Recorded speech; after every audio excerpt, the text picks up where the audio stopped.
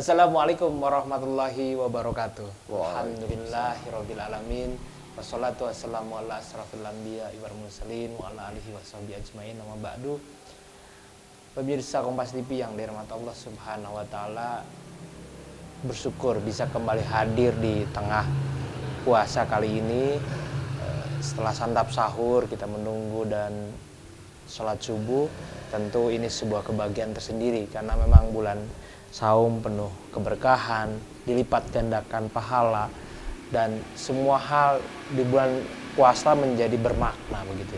Nah, kita akan mendengarkan seperti biasa Lentera Kolbu Kompas TV kali ini juga akan mendengarkan tausiah dari penceramah kita.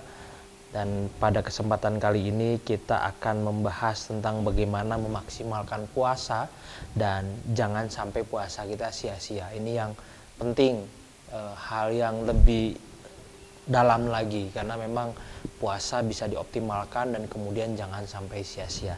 Bersama dengan penceramah yang bagi Anda yang ada di masjid-masjid Kota Bandung mungkin sudah banyak mendengarkan ceramah beliau, tapi ini di layar kaca pertama kali untuk menghadirkan beliau mendengarkan ceramah yang bisa didengarkan oleh semua warga Kota Bandung khususnya dan kemudian warga Jawa Barat, yaitu ada Kang Erwin. Beliau adalah Ustadz tapi nggak mau disebut Ustadz, Pak Kiai juga nggak mau disebut Pak Kiai, Pak Haji juga nggak mau, kadang-kadang beliau betul-betul sangat rendah hati. Kang Erwin ini juga sebagai ketua partai, ketua PKB Kota Bandung, terus kemudian beliau juga mencalonkan atau kemudian dicalonkan menjadi wali kota Bandung. Ini luar biasa. Kalau bicara ulama, beliau ulama, bicara umaro juga umaro karena hari ini menjadi anggota DPRD. Jadi ilmunya sebetulnya mumpuni untuk banyak hal bicara. Tapi kita kali ini ingin mendengarkan bagaimana sebetulnya tausiah beliau tentang bagaimana memaksimalkan puasa dan jangan sampai puasa kita sia-sia. Kita sapa terlebih dahulu Kang Erwin. Assalamualaikum warahmatullahi wabarakatuh. Waalaikumsalam warahmatullahi wabarakatuh. Luar biasa. Ini di masjid di dekat rumah beliau, Kang. Kita akan mendengarkan tausiah tentang tema kali ini, yaitu bagaimana memaksimalkan puasa dan supaya puasa kita tidak sia-sia, untuk didengarkan oleh pemirsa Kompas TV. Silahkan Kang dengan ceramahnya. Bismillah.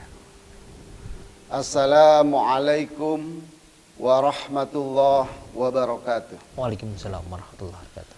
Bismillahi awal qabla kulil awal wal akhir ba'da kulil akhir. Wal awalu wal akhiru wal zahiru wal batin. Alhamdulillahilladzi hadana li hadza wa ma kunna linahtadiya laula an hadanallah. Asyhadu an la ilaha illallah wa asyhadu anna Muhammadan abduhu wa rasuluh la nabiyya ba'dah. Allahumma salli wa sallim ala sayyidina Muhammadin abdika wa rasulika nabiyil ummi wa ala alihi wa sahbihi ajma'in. Ja'ala al-kalamah lil kitabah wa ja'ala al-kitabah lil ma'rifah wa ja'ala al-ma'rifah lil ibadah wa ja'ala al-ibadah li musyahadatin nasi fi yaumil qiyamah. Qala Allah Ta'ala fi ayatil Qur'anil Karim, a'udzu billahi minasy syaithanir rajim. Bismillahirrahmanirrahim. Ya ayyuhalladzina amanu kutiba alaikumus syiyam kama kutiba alal ladzina min qablikum la'allakum tattaqun. Terima kasih Pak Noval dikasih kesempatan untuk memberikan sedikit pencerahan juga buat seluruh masyarakat Indonesia yang insya Allah dimuliakan dan diberkahi Allah Subhanahu wa Ta'ala. Bulan Ramadan adalah bulan yang setiap tahun datang menghampiri kita. Tetapi tidak setiap kita, tidak setiap orang bisa meraih takwa yang dijanjikan oleh Allah Subhanahu wa Ta'ala.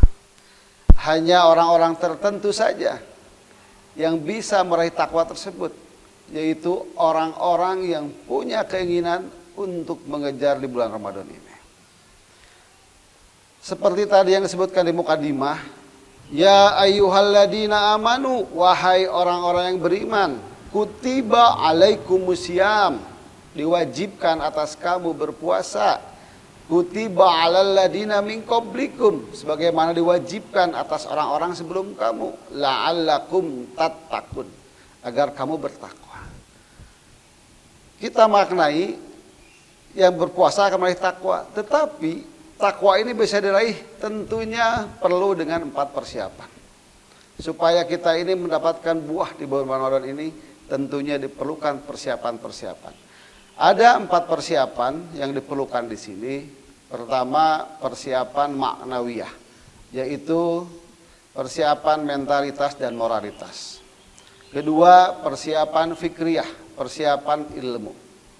Ketiga, persiapan jasadiyah, yaitu jasad kita. Keempat, persiapan maliyah, yaitu harta kita. Kembali ke persiapan moralitas mentalitas. Di saat bulan Ramadan ini kita menyambut bulan Ramadan ini dengan penuh kegembiraan, dengan penuh riang gembira, supaya kita bisa dekat dengan Allah Subhanahu wa taala. Maknawiyahnya adalah memandang bulan Ramadan ini bulan yang penuh kegembiraan, bulan yang penuh berkah. Disambut dengan kegembiraan supaya kita bisa meningkatkan kualitas ubudiyah kita. Tetapi bulan ini bukan penuh beban, bulan yang betul-betul bisa menggembirakan hati kita. Dan kalau kita biasa seperti itu, insya Allah kita bisa meningkatkan kualitas ubudiyah kita, dan insya Allah kita akan ditempatkan sisi tertinggi di sisi Allah Subhanahu wa taala.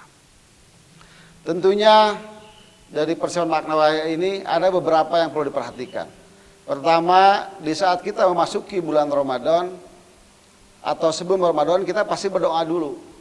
Allahumma barik lana fi Sya'ban wa barikna fi Ramadan. Ya Allah, berkahilah aku di bulan Sa'ban dan sampaikanlah aku ke bulan Ramadan. Dan yang diperlukan lagi adalah kita mencintai dan merindui bulan Ramadan. Karena kata Rasulullah, kalau kita cinta dan rindu kepada seseorang, maka seseorang tersebut akan dekat dengan kita. Makanya dengan cinta kepada dan rindu bulan Ramadan, insya Allah kita akan mendapatkan buah atau hasil di bulan Ramadan ini.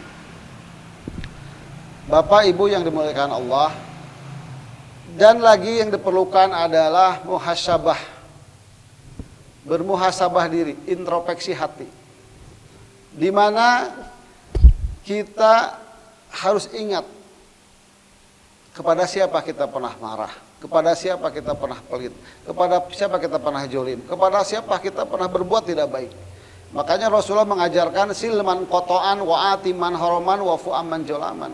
Silman kotoan kita silaturahmi kepada orang yang marah kepada kita. Wa atiman horoman, kita datang kepada orang tetangga kita yang pelit, jangan dibalas pelit lagi, tetapi kita datangi dengan membawa buah-buahan atau apapun makanan supaya dia bisa merasa senang. Wafu aman jolaman, kita datang kepada orang yang zolim kepada kita atau kita pernah zolim kepada kita, datangnya untuk minta maaf. Yang kedua adalah persiapan fikriyah, ilmu. Kenapa diperlukan di dalam fikih syam ini diperlukan ilmu? Karena kalau kita punya ilmu, kata Imam Syafi'i, man aradad dunya fa bi ilmi. Siapa yang ingin sukses di dunia harus dengan ilmu. Wa man arada akhirata fa bi ilmi. Siapa yang sukses di surga, masuk surga harus dengan ilmu. Nah, ini kan ilmu di bawah nanti. Ya, tujuan kita kan masuk surga, mendapat ridho Allah. Wa man arada humma fa bi ilmi. Siapa yang sukses dunia harus berilmu. Makanya diperlukan ilmu di bulan Ramadan ini untuk apa? Supaya kita tahu mana yang bisa meningkatkan kualitas Ramadan, mana yang bisa menambah pahala di bulan Ramadan. Kita bisa ikut lewat pengajian, lewat tausiah dan lain-lain, atau membuka buku. Yang ketiga adalah persiapan jasadiyah. Kita persiapkan di bulan Ramadan ini jangan banyak begadang, kalau memang sakit ke dokter, mungkin banyak minum vitamin, harus berolahraga dengan rutin. Usahakan sebelum mau masuk buka puasa, ya di sore hari kita jalan-jalan kaki dulu. Kalau yang belum kuat itu olahraga supaya kita fisik juga. Yang keempat ada persiapan maliyah, persiapan harta kita. Persiapkan harta kita bukan untuk nanti beli baju baru, baju bukan, tetapi persiapkan harta kita untuk bisa bersedekah, untuk bisa sedekah, untuk bisa zakat, untuk bisa memberikan kebahagiaan kepada semua sesama manusia, atau kita perhatikan dulu pada orang tua, pada adik, pada kakak, pada saudara kita, baru kepada yang lain. Bapak Ibu yang dimuliakan Allah, bulan Ramadan adalah bulan yang penuh keistimewaan tiada banding.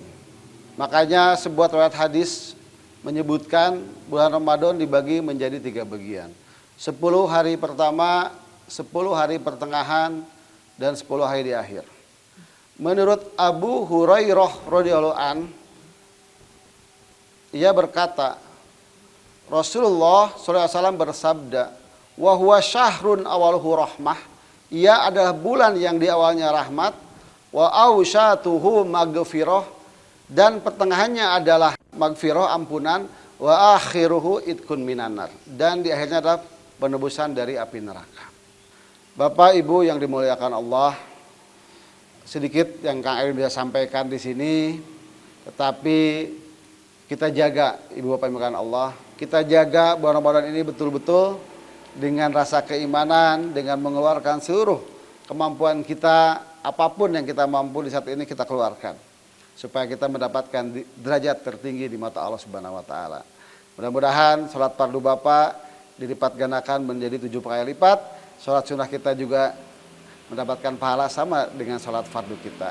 Itu saja mungkin dari Kang Erwin. Kita tutup dengan sedikit doa.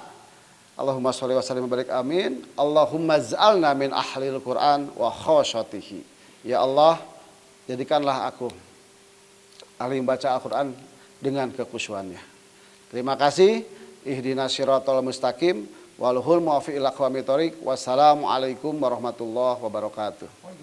Waalaikumsalam warahmatullahi wabarakatuh. Luar biasa yang disampaikan Kang Erwin tadi. Ternyata banyak hal yang disampaikan, mulai dari bagaimana mempersiapkan puasa, ternyata dikategorikan sama Kang Erwin ada 4. Terus kemudian juga jangan sampai puasa kita sia-sia dengan mengkategorikan jangan melanggar yang 5 nih. Mulai dari jangan berbohong, jangan gibah, jangan adu domba, jaga syahwat, atau kemudian sumpah palsu. Ini betul-betul harus diperhatikan supaya memang jangan sampai tadi yang kata Kang Erwin, jangan sampai kita hanya dapat lapar dan hausnya saja. Ini yang harus dijaga. Nah, kita akan lanjutkan di segmen berikutnya tentang tanya nih, soal nanya-nanya ke Kang Erwin soal puasa ini bagaimana, Kang Erwin menjalaninya bagaimana. Kita akan lanjutkan di segmen berikutnya. Tetap bersama kami di Kompas TV.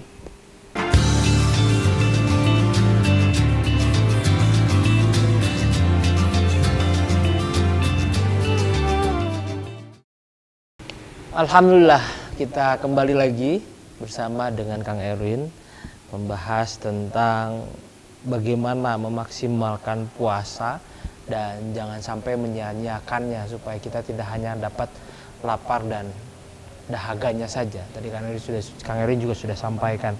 Nah, ada beberapa poin yang memang tadi Kang Erwin juga sampaikan supaya kita tetap menjaga itu. Tapi saya ingin mengorek dulu sebetulnya bagaimana keseharian Kang Erwin berpuasa supaya mungkin menjadi contoh bagi masyarakat Kota Bandung, karena saya lihat sih rutinitas sehari-harinya luar biasa. Sholat sunat aja nggak pernah kelewat yang saya tahu ya gitu.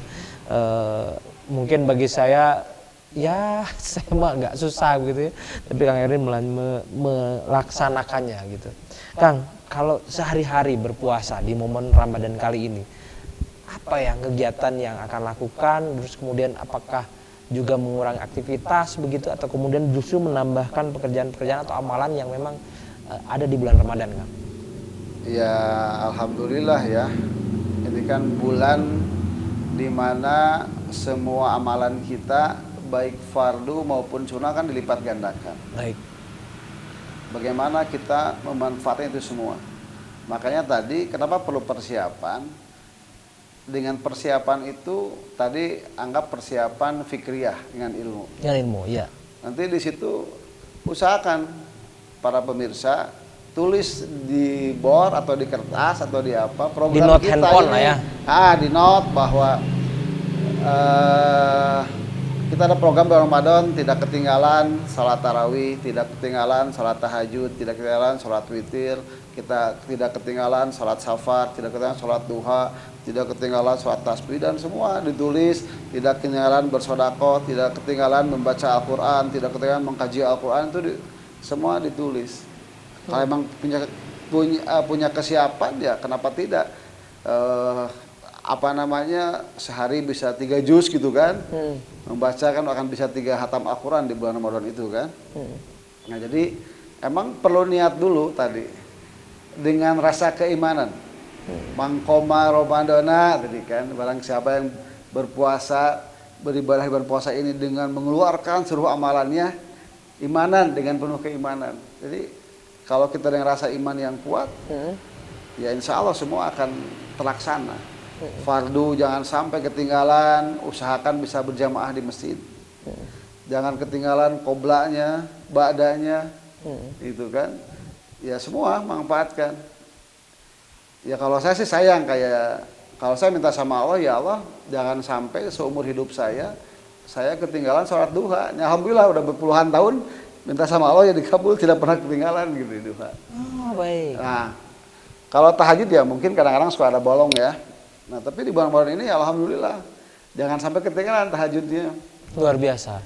Qoblanya pas berangkat subuh kita udah nyiapin uang 50.000 lah atau 100.000 ya, kalau emang kitanya ikhlas yang terbesar 100.000 adanya kan gitu. Tapi saya juga ngakuin kadang-kadang mau puluhan gitu, tergantung iman juga tuh kan. Iya. Bawa ke masjid buat sedekah subuh ya gitu kan, udah dipersiapkan. Hari ini berbagi ke siapa, atau kita kan banyak anak buah, saya juga mana yang subuh ini kita transfer yang perlu buat beras berapa gitu kan, seperti itu. Nah kalau bicara ibadah kita jalankan, ya itu tadi saya bilang witir, tahajud itu ya kita manfaatkan momen ini, apalagi di mana tadi Allah mengabulkan di bulan Ramadan ini, doa-doa kita ini menjadi doa-doa yang dikabulkan oleh Allah Subhanahu wa taala. Dan kita juga di 10 hari ini mendapatkan rahmat. Dengan rahmat turun otomatis insya Allah rezeki kita juga akan mengalir terus gitu. Jadi kenapa perlu fikriyah tadi? Ya kan dengan ilmu tadi ya. Dengan ilmu itu otomatis kita tahu apa fadilah-fadilah keutamaan Ramadan ini. Dengan fikriyah inilah kita akan lebih bersemangat. Wah, kita banyak dosa nih segala macam. Ya minimal mohon ampunan kan begitu. Sampai tadi Kang Erwin sampaikan ada ketika memang momen ada tetangga yang pelit gitu, malah didatengin begitu ya kan? Ya emang harus seperti itu Pak. Ya nggak apa ya, ini contoh saja. Betul. Saya sih gitu kalau menghadapi seseorang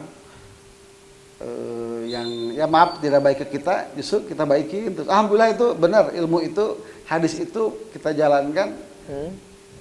Ternyata bisa berubah baik, saya nggak akan sebutkan apa. Tapi itu saya jalankan demi Allah. Wallahi itu semua berubah menjadi baik kepada kita. Kalau kita ajarkan, walaupun dia pernah berbuat tidak baik, kita datang silaturahmi minta maaf, walaupun kita nggak punya salah. Itu malah jadi balik malu gitu. Baik kita baca sesuatu seperti itu. Jadi seperti kisah Rasulullah yang menyuapi orang buta di pasar, ya, di pasar. Terus kemudian malah berbalik baik begitu ya? Iya, karena kan padahal dia mencaci maki begitu ya. Tapi tetap itu semua kehendak Allah kan. Kehendak Allah. Ya muqallibal qulub, yang membolak-balikan hati manusia kan Allah ya? gitu. Pasti ada ini. Yang penting kita mah sekarang nawaitunya penting mah ibadah, jalankan, karena kita diciptakan, dilahirkan di muka bumi ini semata-mata untuk beribadah kepada Allah. Wa ma khalaqtul jinna wal insa illa liya'budun. Wa ma, dan tidaklah khalaqtul jinna, aku ciptakan jin dan manusia illa melainkan liya'budun, agar mereka beribadah kepadaku. Jadi semua aktivitasnya untuk beribadah begitu ya? Iya, jadi emang apapun yang kita punya, tahta, jabatan, harta, anak, istri, semua ya untuk beribadah kepada Allah. Makanya anak-anak saya wajibkan untuk pesantren semua kan gitu. Luar biasa. Yang pertama lulus dari Gontor, sekarang kuliah di Fakultas Dakwah di UIN. Baik. Dan alhamdulillah sekarang terpilih di anggota dewan. Iya, itu. Kuliah di Unpas juga. Yang kedua sama lulusan dari Gontor juga. Sekarang kuliah di Ekonomi Syariah. Jadi digerakkan semua untuk ibadah begitu ya? Iya, karena kan ada perintah Allah ya kan gitu. Ya ayyuhalladzina amanu, wahai orang beriman, peliharalah anfusakum, dirimu, wa ahlikum, dan keluargamu naruh dari api neraka. Kita jaga, ya kita kan tanggung jawab. Bagaimanapun keluarga kita kan tanggung jawab kita, anak-anak kita tanggung jawab kita. Ya, makanya saya walaupun udah pada gede, tetap hati-hati sholat, hati-hati makan. Oh tetap aja. Oh iya, saya suka. Walaupun mereka sudah di pesantren kan. Sudah iya. Awas, Upi. Sholatnya dijaga. Sholat jaga, jangan lalai gitu. Tapi saya juga nggak tahu kayak anak-anaknya sih anggapnya saya. Baik, luar biasa. Ini yang memang tadi terlewat. Bagaimana sebuah makna bagi saya juga sangat penting. Bagaimana kita menggerakkan semua. Jadi yang ketiga juga saya masukin kemarin baru daftar pesantren di. Pesantren lagi juga? Ya, yang perempuan tamat SD kan, mau tamat SD. Baik. Kebetulan ke guru saya didaftarkan di Pondok Pesantren Qurani di Parangpong. Nggak ke Gontor karena perempuan. Takut nggak agak jauh ini ya. Kurang inilah, keperempuan agak kurang luasa begitu ya. Itu yang memang dialami. Tapi luar biasa bagaimana satu makna yang tadi Kang Erwin sampaikan, bahwa semuanya digerakkan untuk beribadah kepada Allah. Punya keluarga digerakkan untuk ibadah, punya tahta, punya harta, punya segalanya, ternyata Kang Erwin menggerakkannya untuk ibadah. Ini yang memang patut menjadi contoh bagi kita semua, bagi saya pribadi juga. Kita akan lanjutkan di segmen ketiga, kesimpulan dari Kang Erwin tentang bagaimana kita mengoptimalkan puasa dan jangan sampai puasa kita sia-sia. Setelah jeda kita akan kembali.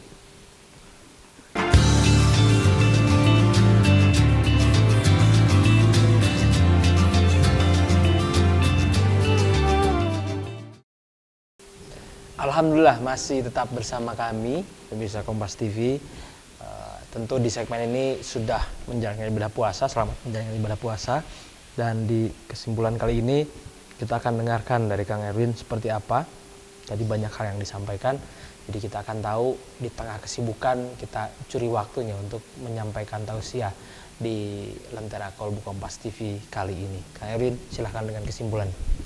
Alhamdulillah, pemirsa yang dimuliakan Allah semua. Terima kasih Pak Noval. Yang pasti di bulan puasa ini sudah yang saya terangkan tadi, bagaimana kita menjaga akhlak kita, perbuatan kita, dan bagaimana kita memaksimalkan seluruh potensi ibadah yang ada di dalam diri kita itu dimaksimalkan. Karena puasa ini tadi pahala dilipat gandakan oleh Allah Subhanahu wa taala. Makanya sebuah hadis Rasulullah mengatakan salasu da'awatin mustajabatin. Ada 3 doa yang mustajab. Da'watus shaim, orang yang berpuasa, wa da'watul musafir, orang yang berpergian, yang musafir, wa da'watul madlum, orang yang teraniaya. Nah, di sini udah jelas bahwa kita ini saat ini lagi berpuasa, di mana doa-doa kita insya Allah dikabulkan oleh Allah Subhanahu wa taala. Jadi maksimalkan, terus meminta kepada Allah. Apapun keluhan kita, jangan berkeluh kesah kepada manusia, serahkan keluhan kita ini kepada Allah Subhanahu wa taala di bulan ini. Mudah-mudahan dengan doa-doa kita, dengan ibadah-ibadah kita, dengan mangkoma Ramadana imanan, dengan melaksanakan ibadah ini dengan penuh keimanan, wahtisaban, mengharap ridho Allah, ghufirallahu, maka Allah akan memaafkan ma taqaddama min dzambi dosa matalum. Dan insya Allah dosa-dosa kita masa lalu akan diampuni Allah Subhanahu wa taala. Maksimalkan para pemirsa yang dimuliakan Allah, mudah-mudahan semua yang melihat siaran ini ibadahnya semakin kuat, keinginan untuk menggapai ridho Allah semakin kuat, karena kita tahu semua kata Rasulullah, salasu da'awatin mustajabatin, 3 doa yang mustajab. Da'watus shaim, orang yang berpuasa, wa da'watul musafir, orang yang bepergian, musafir, wa da'watul madlum, orang yang teraniaya. Insyaallah mudah-mudahan semua doa pemirsa dikabulkan Allah Subhanahu wa taala dan para pemirsa meraih takwa di sisi Allah Subhanahu wa taala. Ihdinas siratal mustaqim walhul muwaffiq ila aqwamit thoriq. Wassalamualaikum warahmatullahi wabarakatuh. Waalaikumsalam warahmatullahi wabarakatuh. Luar biasa bagaimana menjelaskan, tadi sudah disampaikan banyak hal oleh Kang Erwin, bahwa kita berpuasa juga salah satu cara doa kita terkabul. Jadi jangan putus asa bagi Anda yang hari ini aduh susah banget usahanya atau kemudian kesusahan dan sebagainya.